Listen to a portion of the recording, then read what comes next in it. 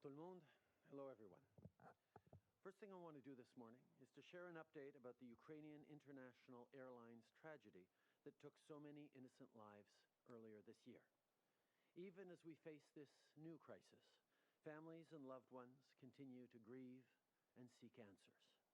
I want to ensure them and all Canadians that we have been working hard to get accountability and justice, even as we fight this pandemic.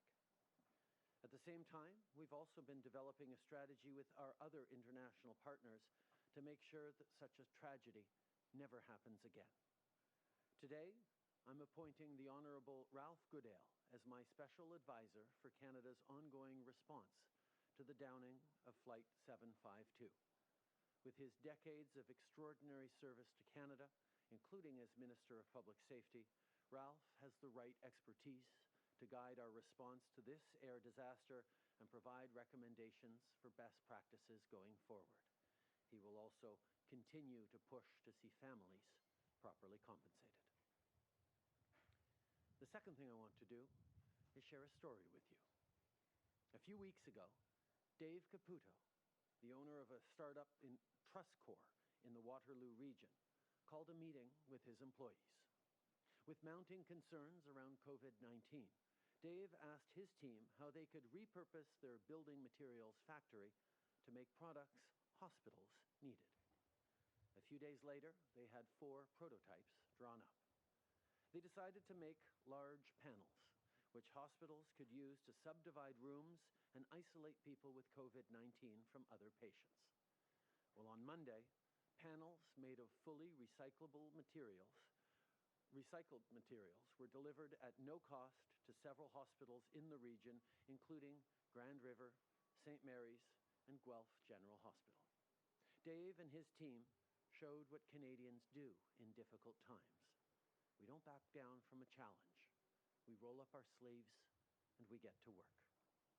I know that this pandemic has been incredibly challenging for people right across the country, but we're also seeing the best of what it means to be Canadian. From coast to coast to coast, businesses are retooling to produce face shields, ventilators, hand sanitizers, and other supplies our healthcare professionals need.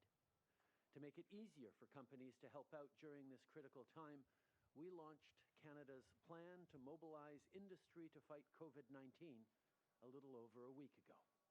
In the time since, we've spoken directly to almost 3,000 companies who've reached out to offer their help. Before we go any further, I want to thank all the owners and entrepreneurs and managers who've answered our call to action. This vital support comes at a critical time. And the way you looked around and said, not how can I keep myself safe, but how can I keep myself and my employees safe and help out in this critical time, is a real sign of leadership and a sign of what Canadians do best. In tough times, we pull together, we're there for each other, we put up our hands and we ask, how can we help? I also want, in the same vein, to thank everyone who's making, shipping, and delivering these products. People who work on the manufacturing sector and in terms of getting people the items they need are on the front lines of this fight. Our country needs you through these tough times, and we thank you deeply for everything you do. Lorsqu'on a annoncé le plan canadien de mobilisation du secteur industriel pour lutter contre la COVID-19, on avait dit qu'on était en train de conclure des accords avec Thornhill Medical, Medicom et Spartan Bioscience. Aujourd'hui, on annonce la signature de contrats d'approvisionnement avec ces 3 entreprises canadiennes pour fabriquer du matériel médical comme des respirateurs, des masques chirurgicaux et des trousses de dépistage. Je tiens à souligner le travail du ministre Baines, qui a joué un rôle de premier plan pour conclure ces ententes. On a également signé des lettres d'intention avec 5 autres entreprises, soit Precision Biomonitoring, Fluid Energy Group, Irving Oil, Calco Group et Stanfields. En mobilisant l'industrie, on peut produire ici au Canada les articles dont nos professionnels de la santé ont besoin pour protéger leur propre santé, traiter les patients qui ont la COVID-19 et freiner la propagation du virus. When we announced our plan to mobilize industry, we said that we were close to reaching agreements with Thornhill Medical, Medicom, and Spartan Bioscience. Today, we're announcing that we have moved forward with contracts with these 3 Canadian companies to make medical supplies such as ventilators, surgical masks, and test kits. I want to recognize the great work Minister Baines has done to make this happen. We've also signed letters of intent with 5 other companies: Precision Biomonitoring, Fluid Energy Group, Irving Oil, Calco Group, and Stanfields. We know that the demand for critical equipment and supplies will grow in the coming weeks, so we need a sustainable, stable supply of these products. And that means making them at home, and we're optimistic that they will be available in the coming weeks. So today, I'm also announcing that our existing next-generation manufacturing supercluster will be leading companies in developing and scaling up new technologies to test and treat Canadians. Demand for these goods is going up, so we're making sure Canada is ready to keep up. That's why our government is also allocating $2 billion to purchase protective personal equipment, including for bulk purchases with provinces and territories. This includes things like more masks and face shields, gowns, ventilators, test kits and swabs, and hand sanitizer. Protective personal equipment is essential to protect our healthcare workers who are on the front lines of this fight. We recognize that more is needed, and everyone is working day and night to receive essential supplies. We're coordinating with the provinces and territories, the Public Health Agency, and the experts to make sure our healthcare workers get everything they need. This is a priority for our government, and we will continue to source new solutions every day. We're expecting shipments to come in the coming days, and we will continue to work tirelessly to get these supplies to where they're needed. Plusieurs entreprises ont également fait des dons d'équipements et de matériel médical pour contribuer à la lutte contre la COVID-19. Le groupe Alibaba nous a envoyé 500 000 masques chirurgicaux et 10 000 tests de dépistage pour nous aider. Le groupe COVID-19 Medical Support, un organisme qui rassemble des professionnels de la santé, des ingénieurs, des entrepreneurs et des représentants d'organismes à but non lucratif, travaille avec plusieurs entreprises pour fournir du matériel médical. Jusqu'ici, ils ont obtenu un engagement de la part de Bombardier, de 3M et de Medtronic pour fabriquer de l'équipement de protection personnelle. Et Toys R Us s'est engagé à fournir des moniteurs pour bébés aux hôpitaux canadiens pour favoriser une meilleure communication entre les patients et les professionnels de la santé. Ces moniteurs aideront aussi à réduire les déplacements inutiles dans les hôpitaux qui pourraient mettre les vies en danger. Je veux remercier les nombreuses entreprises qui ont fait un don pour leur générosité et leur leadership.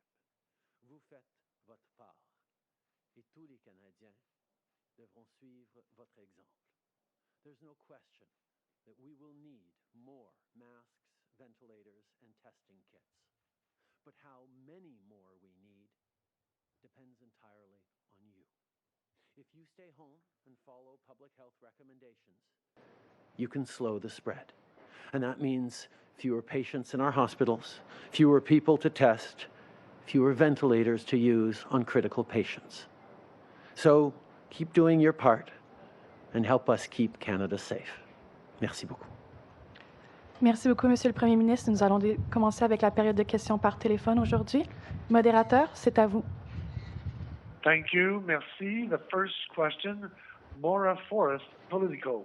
Your line is open. Thank you, Prime Minister. Yesterday you were asked about pipeline construction continuing on the Trans Mountain expansion, and you said you'd have a better answer today.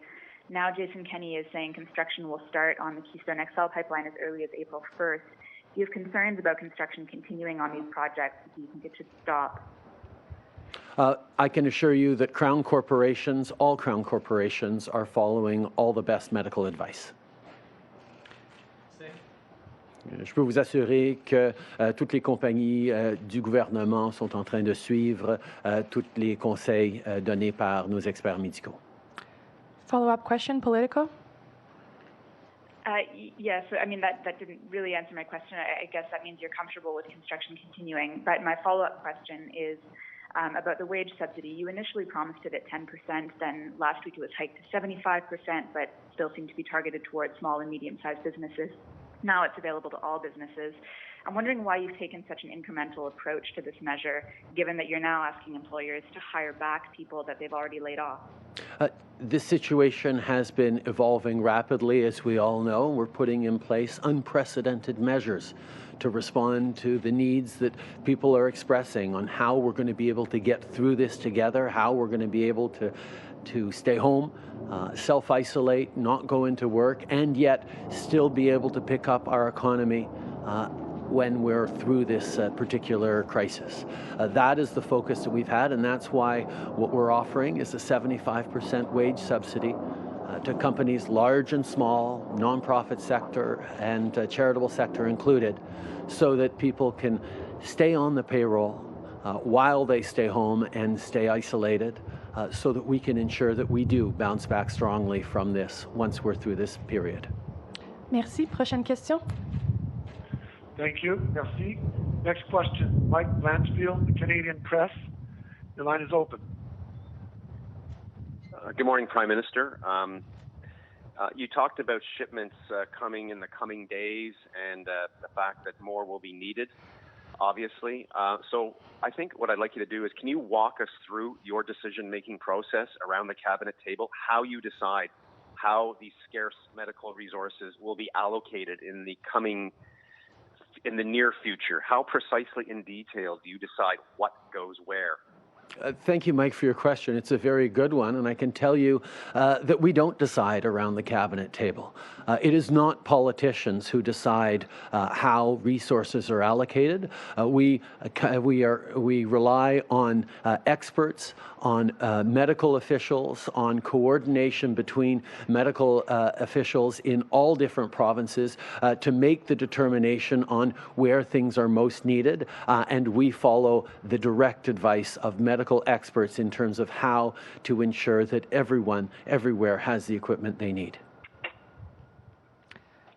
Follow-up question? So what input? Yes. So what input then are you looking for from provinces and municipalities as they struggle with this? And does this ramp up of Canadian production, is this a reflection that this has to be a made in Canada solution? We can't rely on exports or imports from the United States, let's say? We continue to work very, very closely with the provinces to know exactly what the needs are, what the supplies are, where potential gaps might be appearing, depending on trend lines and different modeling. We are in constant communication to ensure that the resources needed in different parts of the country will get there exactly when they're needed. And on the second question, yes, on procurement, the entire world is trying to get its hands on the various equipment needed to fight this virus. That is why we know that it'll be important to be able to have made in Canada solutions. And I am incredibly, incredibly proud of Canadian companies, Canadian suppliers and manufacturers who are stepping up and saying, we want to help, we will help make ventilators, we will help make masks and gowns and all the things that we are going to need in the coming weeks. It has been a truly amazing and inspiring story to see how many factories and manufacturers are stepping up. In the meantime, we're continuing to work very hard on procurement solutions to get the items that we need for the coming weeks. Okay. Je suis d'abord extrêmement inspiré par ce que les manufacturiers et les compagnies canadiennes sont en train de faire. On reconnaît qu'il y a une grande demande à travers le monde pour ces équipements et ça va être important d'avoir des solutions faites au Canada qu'on va pouvoir assurer que nos propres besoins vont être couverts pour les semaines et les mois à venir. Et entre-temps, on est en train de travailler avec toutes les provinces pour regarder les niveaux de besoins, pour coordonner, pour s'assurer que l'équipement nécessaire va être là pour les compagnies et les endroits qui en ont besoin. Mais en même temps, on est en train de travailler pour amener des livraisons de cet équipement dans les jours à venir. Merci. Prochaine question, modérateur. Thank you. Merci. Prochaine question, Émilie Bergeron, agence QMI, à vous. Oui, bonjour, M. Trudeau. J'aimerais savoir quelle assurance avez-vous des entreprises, des nouvelles, là, les 5 nouvelles que vous annoncez, que le matériel va être produit à temps pour répondre aux besoins? On est en train d'essayer d'accélérer tous ces processus, mais on reconnaît que ça va prendre un peu de temps. On parle de probablement quelques semaines avant que ce matériel arrive de nos manufacturiers canadiens. C'est pour ça qu'on est en train de continuer d'accepter et de recevoir des envois de matériel de partout dans le monde. Suivi, Émilie. D'accord. Et concernant... Oui, merci. Et pour Medicom, qui va produire des masques N95, combien de masques sont prêts à l'heure actuelle ou seront prêts prochainement? J'ai pas cette information-là, mais je sais qu'il va y avoir une conférence de presse après celle-ci où ils vont avoir plus d'informations sur l'approvisionnement. Merci beaucoup, modérateur. Dernière question. Thank you. Merci. Prochaine question, Marie Vastel, Le Devoir, à vous. Oui, bonjour, M. Trudeau. J'aimerais revenir aux travaux de construction qui se poursuivent pour l'agrandissement de l'oléoduc Trans Mountain. Vous dites que vous suivez l'avis des experts médicaux, soit, mais il y a des communautés autochtones qui sont très inquiètes de voir les allers-retours de travailleurs dans leur région. Pourquoi ne pas suspendre les travaux pour les protéger d'une contamination potentielle? On comprend à quel point les communautés autochtones partout au pays sont vulnérables. C'est pour ça qu'on a pris des mesures spéciales à travers le pays pour assurer que la COVID-19 ne se répande pas dans ces communautés qui sont souvent sous déjà beaucoup de stress sur leur système médical ou sur le nombre de gens dans chaque habitation. Donc, nous savons qu'il y a toujours plus à faire. Par rapport aux travaux, je suis confiant qu'on est en train de prendre, que la compagnie est en train de prendre toutes les mesures nécessaires pour garder les gens en sécurité. OK. Puis ma question de suivi sur un autre sujet, sur la prestation canadienne d'urgence, est-ce que vous craignez qu'il y ait un effet dissuasif du fait que la PCU est d'un montant de 2 000 $ par mois? C'est plus généreux que quelqu'un qui travaille au salaire minimum. Est-ce que vous ne craignez pas cet effet dissuasif et que certaines personnes préfèrent réclamer la PCU plutôt que de continuer à travailler? Je comprends qu'on est dans un système extrêmement difficile où l'important, c'est de s'assurer que les gens peuvent s'isoler, peuvent prendre les décisions nécessaires pour se garder en sécurité, pour garder leur famille en sécurité. On reconnaît en même temps qu'il y a des emplois qui sont plus essentiels que d'autres et je suis confiant qu'en travaillant avec les provinces, en veillant à ce qu'on puisse s'assurer que ce qui a besoin d'être fait continue d'être fait, tout en s'assurant que les Canadiens ont l'argent nécessaire pour pouvoir continuer de payer leur loyer, continuer de pouvoir faire leur épicerie. Ça va être quelque chose qu'on va continuer de travailler ensemble. Okay. We recognize that people need money to be able to stay home and pay their rents and be able to buy groceries. This is a situation that is unprecedented, and it was really important for us to get money into people's pockets quickly. We recognize that there are going to be challenges around certain essential services, and we're going to work with provinces, and we're going to encourage people to find solutions that will allow people to stay safe while they continue to do the job they need to do. Prime Minister, I'm wondering, you've talked a lot, and your cabinet ministers have talked a lot about there being enough protective gear for healthcare workers, but we're hearing from healthcare workers that they're being rationed and that they're concerned, that they're afraid to go into work. How do you explain that difference, I guess, between their perspective and the government's? I think one of the issues that we're facing with is we're looking at a number of different models where worst case scenarios are fairly dire, but the expected track is reasonable and something we think we're going to be able to manage. I think healthcare workers and everyone needs to keep in mind what the potential worst case scenarios are, and that's why it continues to be so important, not just for us to prepare for every eventuality and be very careful and responsible about how we use the equipment we have, but also impress upon Canadians how important it is that the decisions you make today, whether you go out and how you go out if you do go out, will have a direct impact on the need that healthcare professionals will be facing a week from now, 10 days from now. That's why it is so important for everyone to keep pressure off our healthcare system by staying home, by making sure that you're making smart choices to keep us all safe. Pour faire un peu un suivi, M. Trudeau, bonjour, Christian Noël de Radio-Canada. Pour faire un suivi à la question de Ryan, on a des infirmières qui nous disent les hôpitaux leur demandent de prendre les masques, de les emmener à la maison, de les laver et de les réutiliser le lendemain. Est-ce qu'on est rendu dans une pénurie si grave que les infirmières et les travailleurs de la santé doivent se mettre en danger comme ça?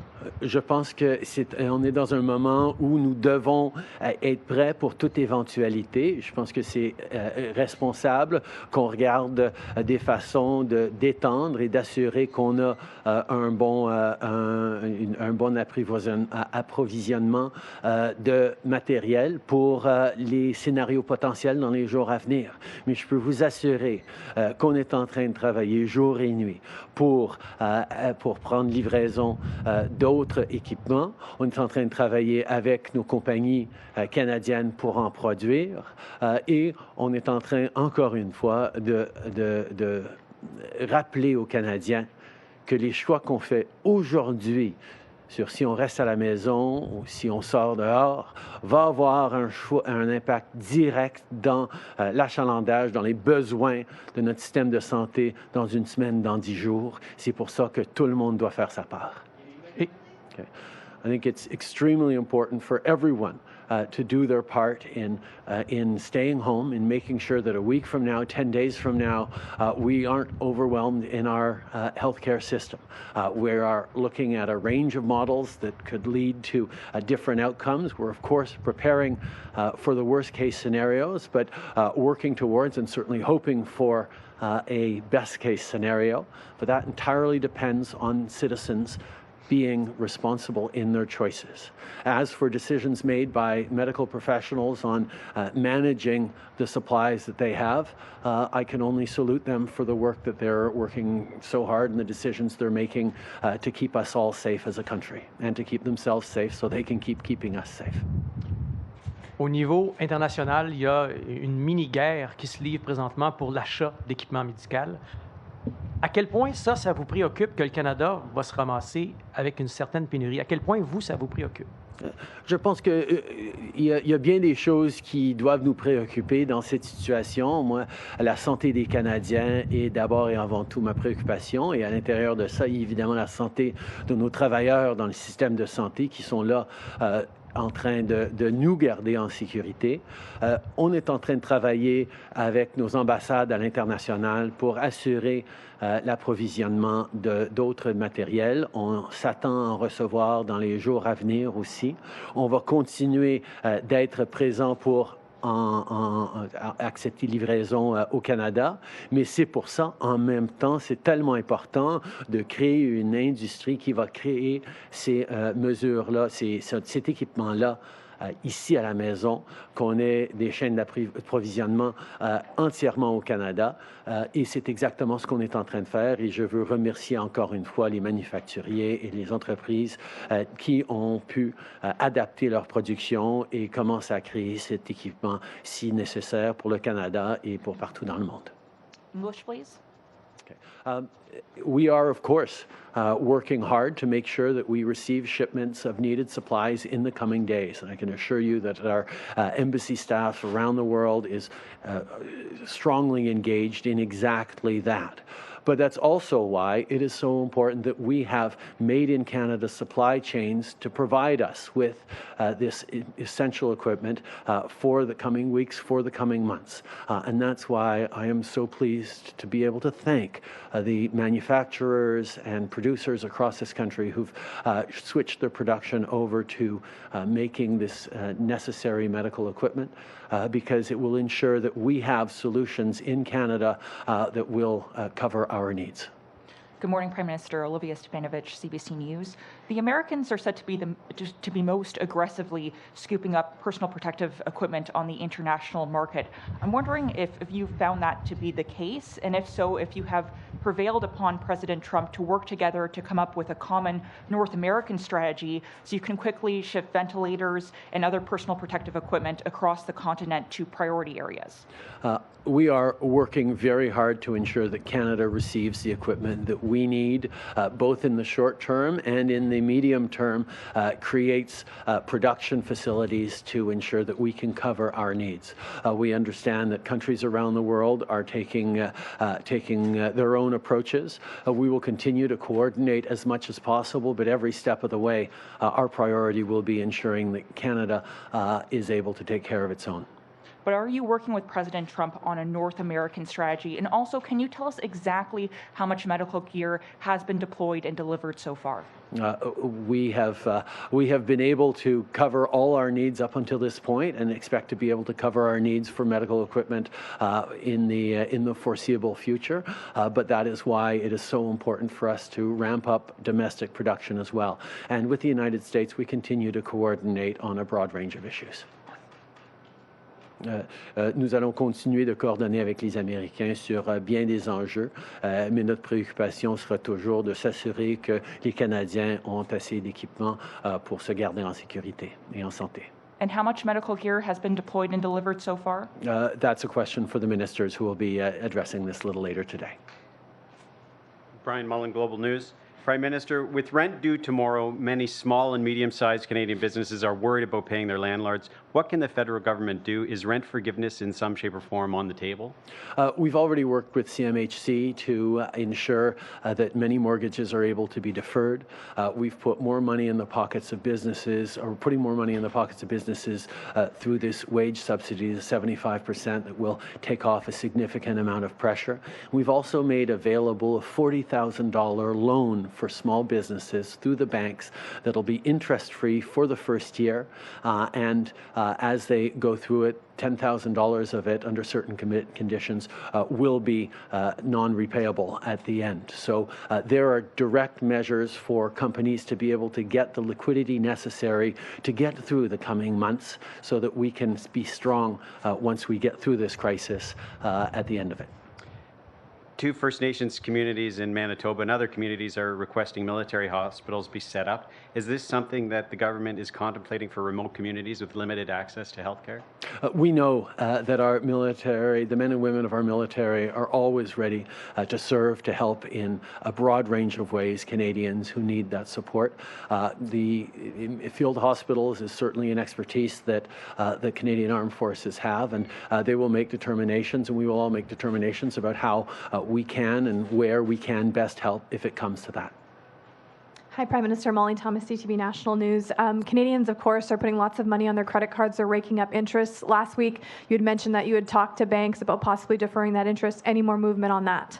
Those conversations continue with the banks. We're also looking at ways of easing access to credit for individuals so that they can shift their bank balances and their credit card balances to a lower interest line of credit. These are things that we're continuing to work on because we recognize that Canadians don't want to come through this with impossible levels of debt, and we're going to be there to help them out. In French, please.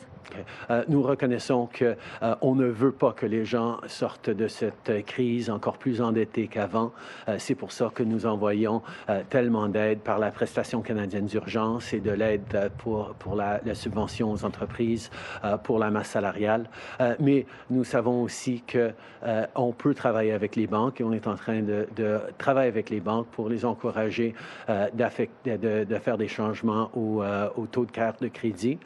Et on est aussi en train de regarder l'accès au crédit pour les individus pour qu'ils puissent avoir des emprunts qui vont coûter moins cher que les cartes de crédit. So we're seeing reports that after more than a year, China is going to allow Canadian exports of canola. Can you confirm that? And is this a thaw in relations between the two countries? I think we're recognizing that we're in a global situation where it is really important for countries to work together.